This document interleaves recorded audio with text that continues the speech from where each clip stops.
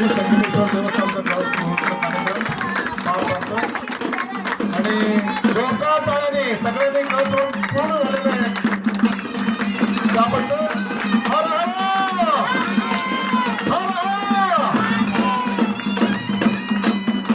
सुधीर लोंढे हे 3 सुपुत्र या ठिकाणी आहेत आणि ते स्वामीजींचे आशीर्वाद घेत आहेत आणि भैरवंडे साहेबांच्या मिसेसला मी विनंती केली कृपा करून त्यांना स्टेजवरती आणावं. श्रीशैल भैरवंडे